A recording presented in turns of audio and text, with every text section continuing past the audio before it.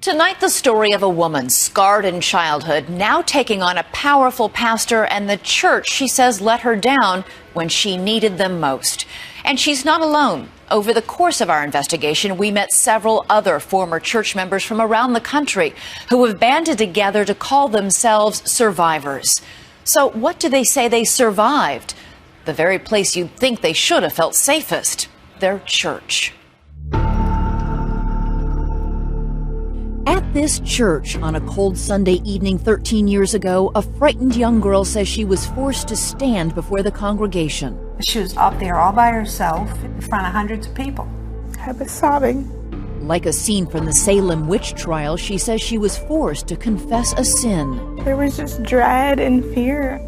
A sin so terrible, she says, she was banished, sent away from her church and her home in disgrace. I believed that it was my fault.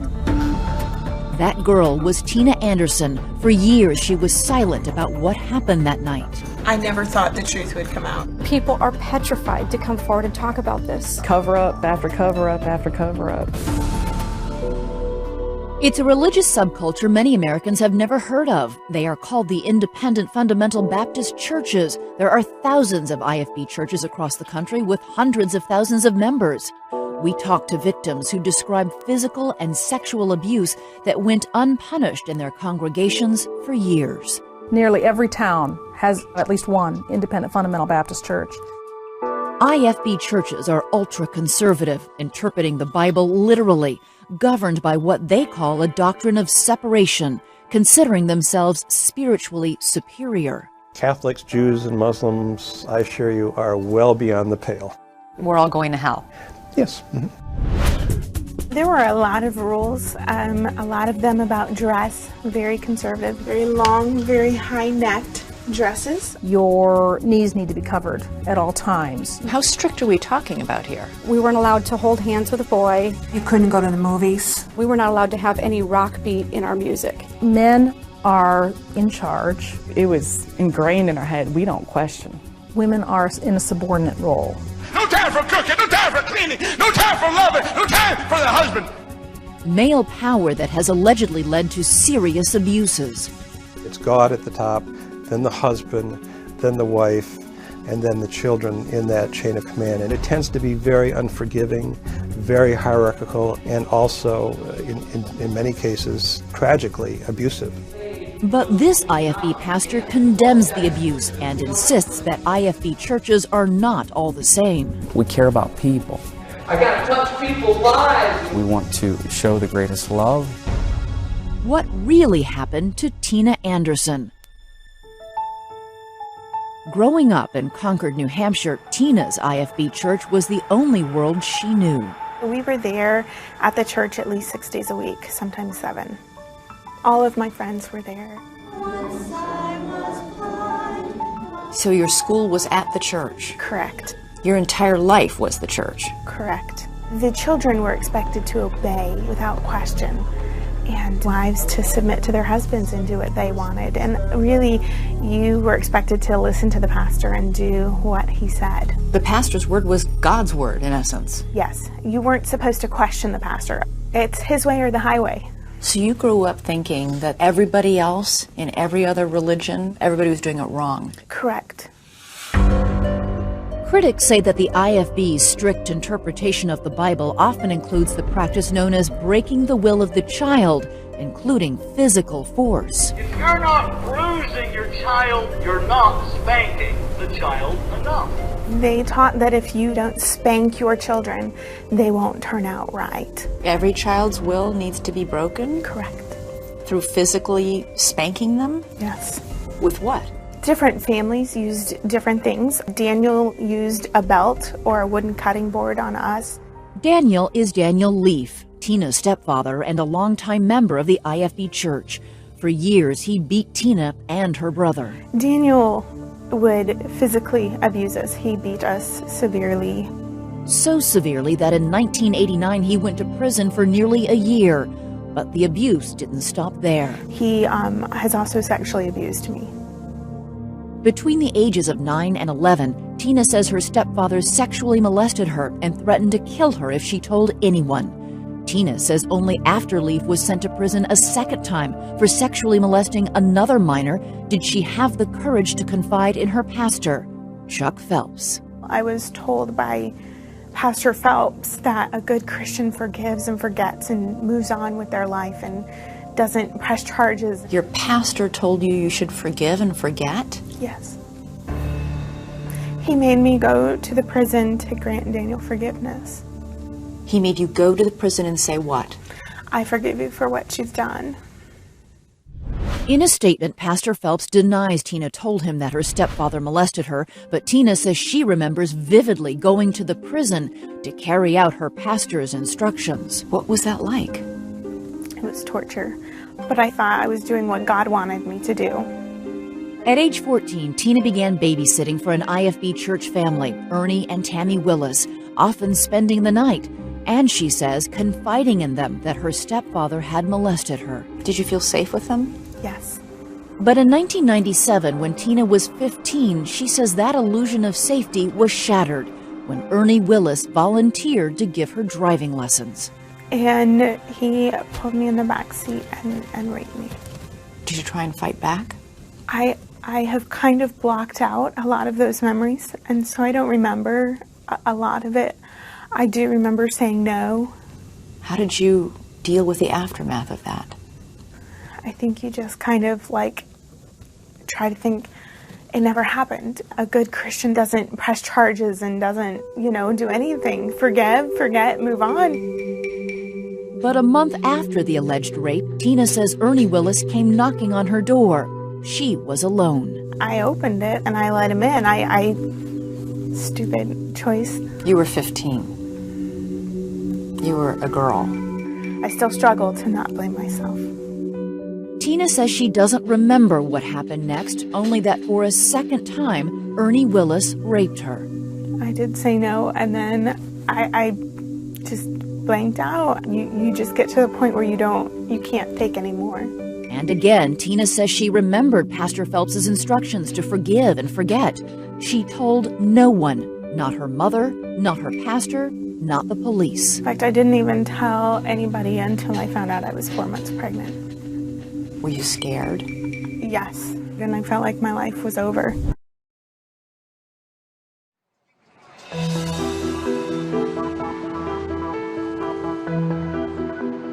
It is 1997. In Concord, New Hampshire, 15-year-old Tina Anderson discovers she is pregnant.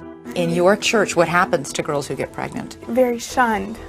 A member of the Independent Fundamental Baptist Church, or IFB, Tina says she decides that instead of turning to her mother, her pastor, or the police, she will confide her secret to the man who allegedly raped her, Ernie Willis. And what was his reaction? He volunteered to pay for me to get an abortion, and I told him no.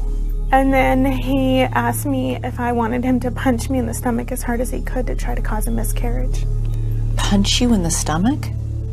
I told him no. Leave me alone. Tina turned next to her mother, Christine Leaf, a deeply religious woman.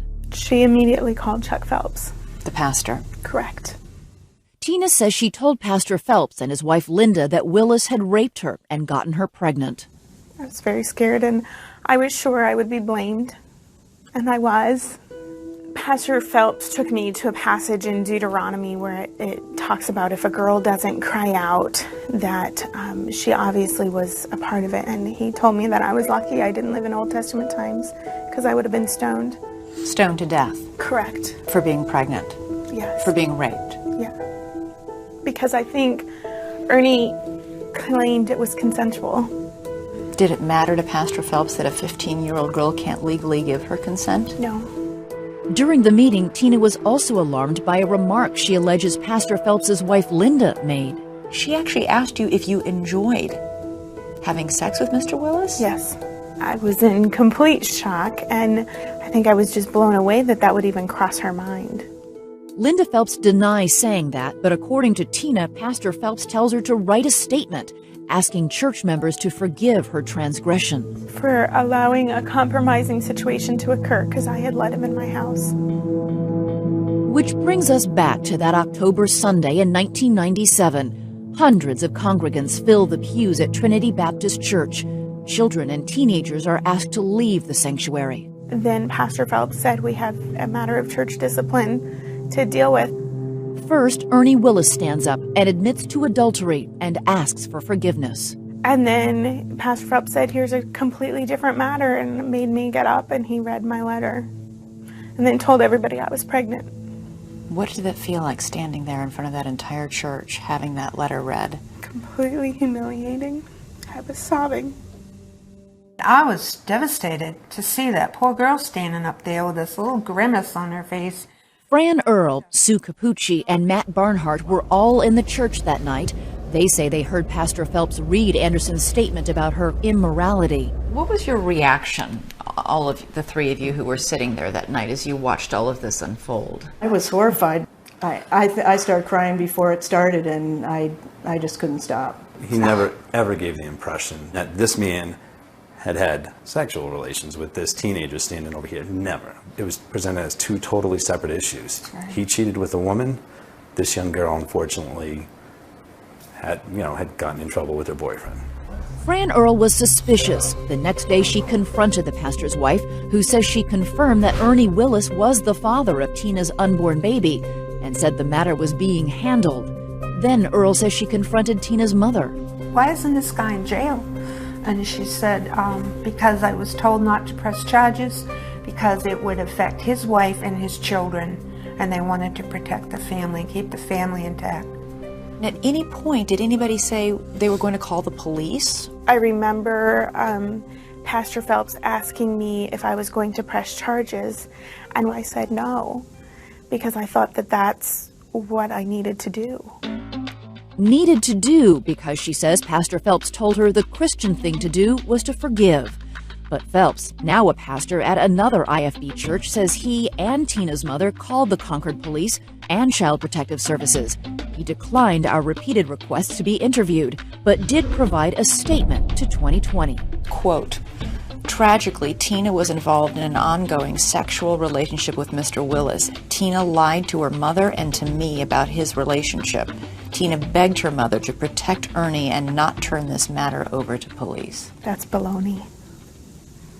I didn't beg to not have it turned over to the police. It's not true. Events are moving quickly. Tina is sent from her home to stay in the pastor's so-called prophet's chamber, a guest apartment above his garage. I felt very isolated. I wasn't allowed to talk to my friends because I was a bad influence on them, they said. What did Pastor Phelps say you had to do? I had to leave the church. Within a week, Tina says she was whisked away without a trace, banished, flown from New Hampshire to this home in Denver, Colorado, to live with an IFB family she had never met. Her alleged attacker, Ernie Willis, paid for her airline ticket. Both Pastor Phelps and Tina's mother contest her account and told 2020 she made the decision to send her daughter away. But Tina's brother, Tom Dooley, doesn't see it that way. He put it in her head that everybody would be better off if Tina got sent away. He believes Pastor Phelps wanted Tina out of state to prevent police from collecting evidence or statements. Sending Tina to Colorado, the police weren't able to do anything. To me, that's just a big old cover-up. Pastor Phelps has said this was an act of compassion to have her get up in front of the church. I would hate to see what he thinks compassion is. Tina, pregnant, lived in this house. She was homeschooled and rarely left. She says friends back home were not allowed to contact her. She was constantly being watched over like she was under house arrest. Tina says her host family was kind to her, but her local IFB pastor, Matt Olson, told her she needed to write yet another letter blaming herself, this time to the wife of her alleged rapist. I needed to apologize to Ernie's wife for my part in what happened. Your for betraying her trust. He felt you betrayed Ernie's wife's trust. Yeah.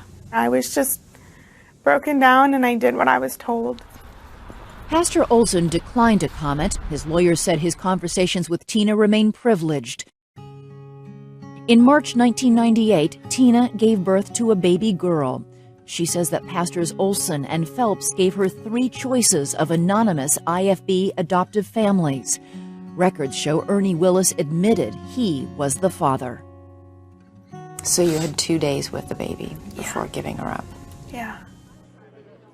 8 months after giving birth, Tina returned home to New Hampshire, to the church where Ernie Willis, her alleged attacker, still worshipped, where she says her punishment continued. I was not allowed back into school. What did they tell you? Because I had gotten pregnant, I was no longer welcome to attend there. In the meantime, where was Ernie Willis? He was still in the church, ushering, chaperoning field trips. So he's not a bad influence? No. Just you? Yeah. It was torture. Why do you think you didn't leave the church then? Why did you stay? Because I was always taught that no other church was right, that this was the only church that you could go to if you were going to be right with God. But I still believed that it was my fault. What's going on inside this church? And what about pastors in other IFB churches who tell their followers how to discipline their children? How many whacks is irrelevant. You might need 100 stripes. One pastor says 2 weeks after they come home from the hospital. A 2-week-old baby needs to be spanked? Yes. For what? My brother is a Baptist pastor in the IFB. My father's a Baptist pastor in the IFB. My husband was an IFB pastor. So we come from a long line of people within the IFB. Jocelyn Zichterman grew up in an IFB, or Independent Fundamental Baptist Church, in Denver. Like Tina Anderson, she says she too was sexually abused, molested by her brothers and her father. And like Tina, she says she was publicly humiliated, forced to stand before her church to confess a sin for having sex in high school with a teenage boy. Right in the front pew were my two brothers and my father. And I think how sick and twisted all of that was. My father crying tears because, you know, he's so disappointed in my actions, but at the same time molested me. Years later, Jocelyn sued her father and brother for sexual assault. The case was settled out of court, and both deny any wrongdoing. Jocelyn is one of many former members who claim that they're lifting the veil on physical and sexual abuse within the IFB and churches that cover it up. The survivors of the group have remained silent for years out of fear. You must not think that girls do not need as much spanking as the boys. Jocelyn says it all began with what she calls church-sanctioned abuse. Seared in her memory are sermons like these that she heard as a young girl. The nerves need to be affected without tearing down the tissue of the buttocks. It's terrifying when you're the child sitting in that church service. You're absolutely petrified because he's ramping up your abuser. How many whacks is irrelevant. You might need 100 stripes. That's what the Bible speaks about. There's a scripture verse that says the blueness of the wound drives away evil. Meaning a blue bruise will ward off evil behavior? Yes. One pastor says 2 weeks after they come home from the hospital. A 2-week-old baby needs to be spanked? Yes. For what? Crying too much. That cry is a cry of the will, and that will needs to be broken. What you use on an infant, I trust you're not using on your 15-year-old son. How many years do you think you were beaten as a child? From the time that I was a toddler and all the way up until I was a senior in high school. And, you know, it was horrible. The Bible says that I'm supposed to love my children. I'm never supposed to ever do anything out of anger or manipulation. And that's what our people are taught here. Then this whole burden for... Brian Fuller is now the senior pastor of Trinity Baptist, an IFB church in Concord, New Hampshire. He says his church has nothing to hide and opened his doors to our cameras. So you don't advocate spanking the children? We advocate biblical discipline to our children, Which but is in a what? loving way. The Bible has a lot of consequences for children. One of them would be corporal punishment. One of them would be our timeouts. One of them would be a lack of privilege. Any form of discipline that's done out of anger or selfishness, revenge or irritation is out of bounds. But what happens when church members take biblical discipline too far? In 2000, this IFB pastor was sentenced to 106 years in prison for abuse of his daughter, found with 410 wounds and scars. Last year, this IFB couple was charged with beating their 7-year-old daughter to death. They pleaded not guilty, but police say they were following the disciplining techniques in a book widely read in IFB circles. And just last month, 2 leaders of an IFB church in Wisconsin were charged with child abuse. They pleaded not guilty, but one told police that the Bible dictates that infants are worthy of the rod. Were these cases sparked by inflammatory sermons boldly posted by some IFB pastors on the internet? If you're not bruising your child at times, you're not spanking the child enough. What about that? Children are a gift from God, and each of my children are my treasures, and this is not pastoring. This is not the way we shepherd our parents. This is not what we teach them. So then do you repudiate the other IFB pastors who are on tape talking about how to properly spank your child so that you bruise him or her, but don't break any bones or don't kill them? They actually said? I repudiate any type of abuse on a child. But can you understand why people are disturbed when they see? Yes, I can see the outrage. My point is, Elizabeth, there is a junk drawer here with people who are doing really bad, evil, un-Christ-like things from a pulpit. But just because they're independent fundamental Baptist churches does not mean they're tethered to us. But some former members claim IFB churches are united by like-minded pastors trained at the same Bible colleges. Some even call it an old boys network. You're taking independent churches and saying that they're dependent, that they're together. You do move from church to church. To say that you're all islands is a little disingenuous, isn't it? No, I don't think it's disingenuous at all. This isn't a network, and it just happens you get educated at places that hold many of the same principles that you're going to use in ministry. Critics say those common biblical principles include one that says women are to be submissive. Irritates me and bothers me when I see a man fall in love with a beautiful thing that God made, and then she just lets herself go.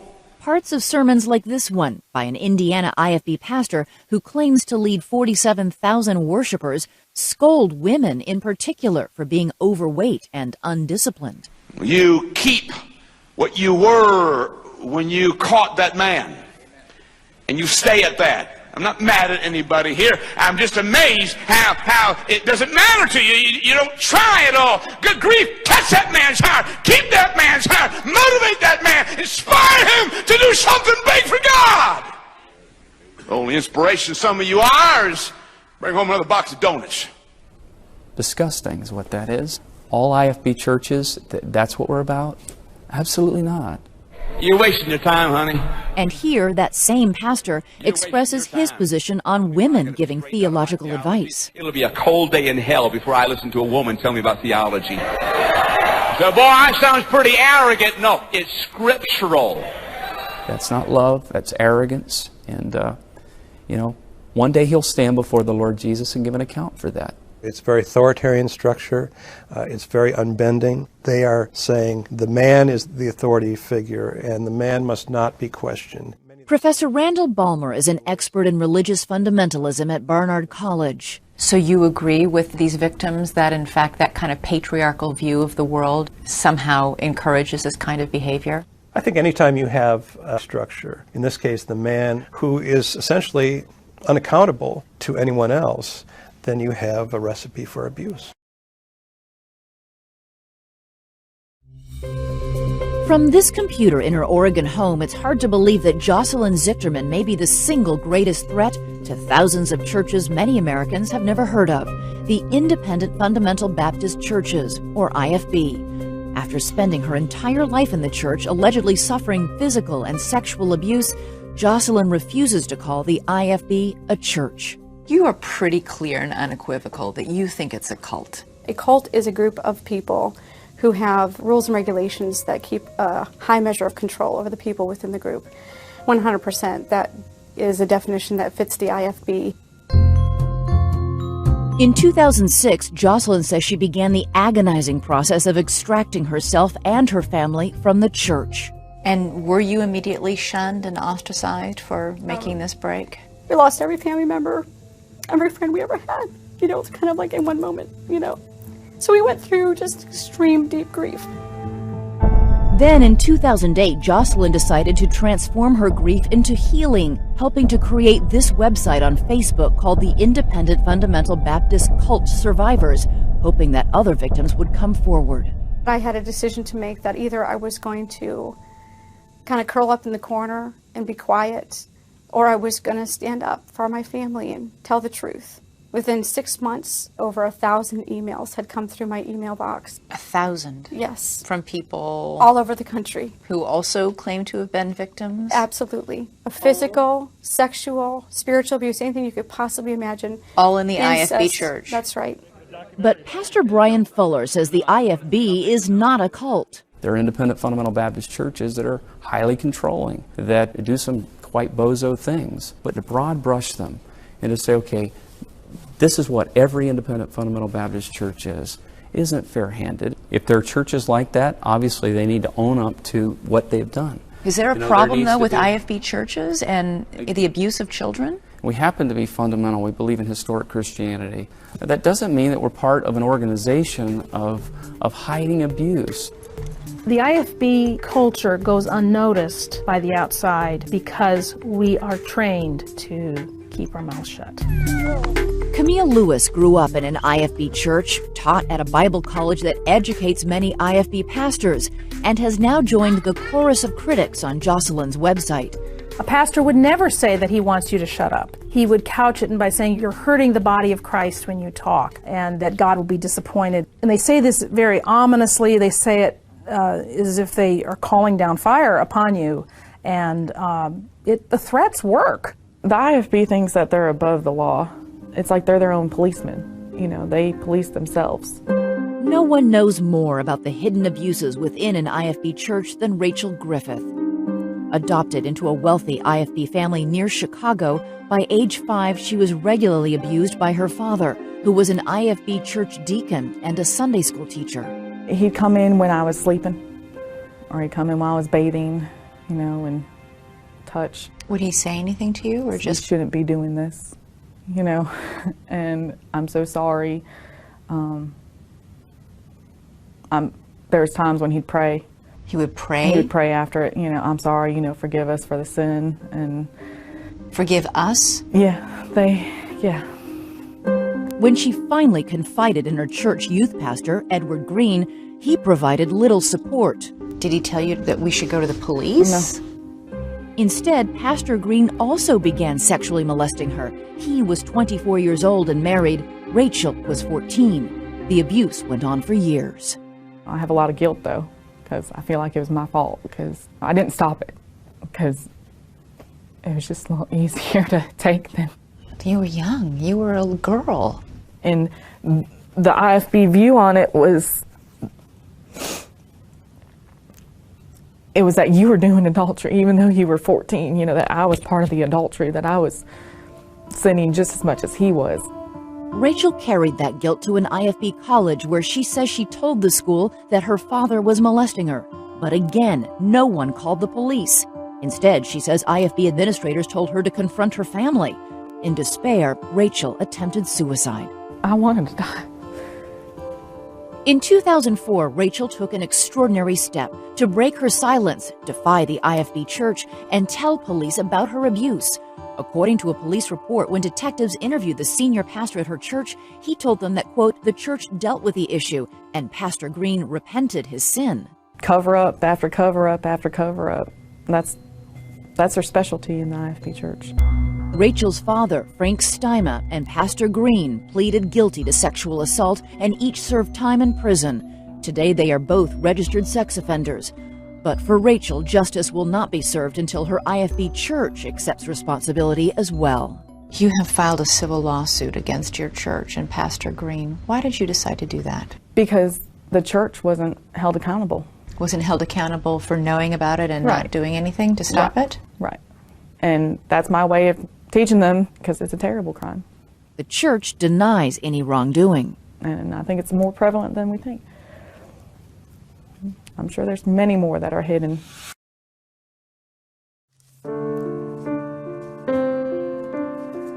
Years ago, Tina Anderson was only a minor when she says she was raped and impregnated by this man, Ernie Willis, an adult member of her church. Then she says she was publicly shamed in front of hundreds of worshipers.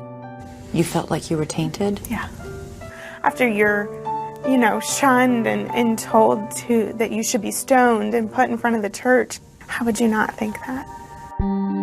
Father, I pray that 13 years later, Tina not only remained silent, never telling police, she remained deeply entrenched in the IFB church, adhering to the instructions she says she learned from her pastors to forgive and forget. All right, guys, there you go. She married, had 3 children, and settled in Arizona, desperately trying to block out those dark memories. I still struggle because I've been made to feel guilty for so long.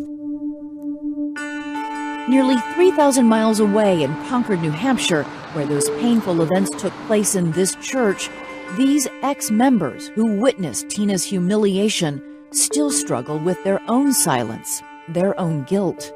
Explain why nobody spoke up for 13 years when they knew what had happened. I have no answer for that because I have no excuse. I should have.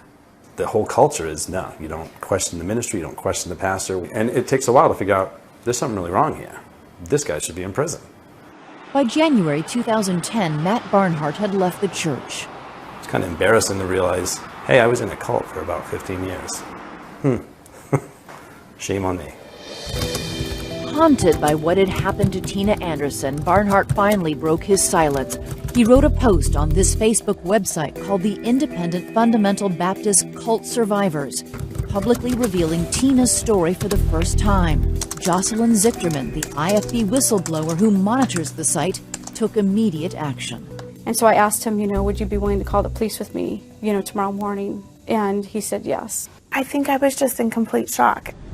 I mean, it came out of the blue. In Arizona, 28-year-old Tina Anderson gets a call from a Concord, New Hampshire detective. And did you tell him everything? Yes. Did you, for a moment, think, I don't want to press charges. I don't want to go back and open up this painful chapter in my past? Yeah, I did. But she says it was her husband who convinced her. He's a former Marine, so he said, I'm going into Marine mode and let's fight this, and it's about time these people went down.